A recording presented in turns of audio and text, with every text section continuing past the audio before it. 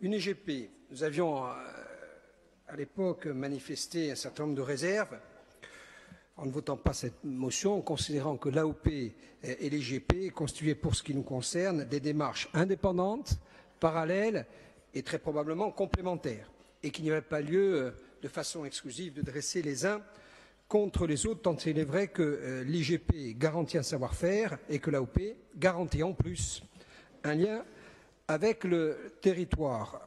Nous adossions à trois arguments. Le premier, c'est que des signes officiels de qualité constituent des armes pour défendre les produits et les savoir-faire et offrir des outils de structuration des filières.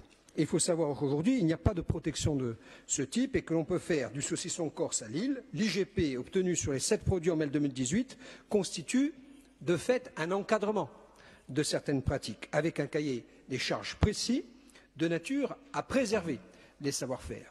Deuxième argument, la mobilisation contre l'IGP auquel vous avez été enjoint à participer par la majorité suite à l'octroi du label s'est traduite par un contentieux juridique qui devrait prochainement trouver une issue via une décision du Conseil d'État.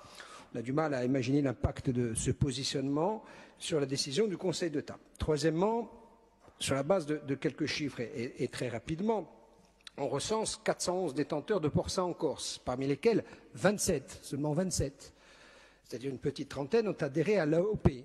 Que deviennent dans cette configuration les 94% de la profession, si ce n'est leur offrir la possibilité, c'est un des objets de l'IGP, d'intégrer une démarche encadrée.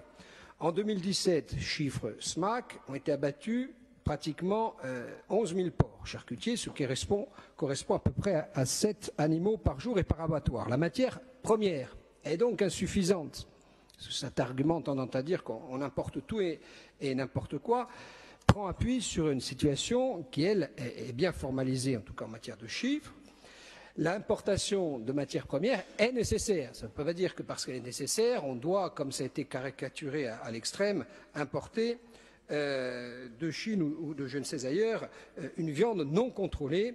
Du reste, et il n'est pas inutile de rappeler que les professionnels du secteur savent très bien, eux, que depuis 2002, ils sont encadrés par une directive européenne. Et justement, très précisément, l'IGP, elle a pour ambition de fixer un cadre légal de contrôle pour donner notamment de la lisibilité aux consommateurs. Vous l'avez compris, pour nous, il est inutile de tuer les uns pour faire vivre les autres. L'AOP et l'IGP sont des démarches indépendantes et complémentaires.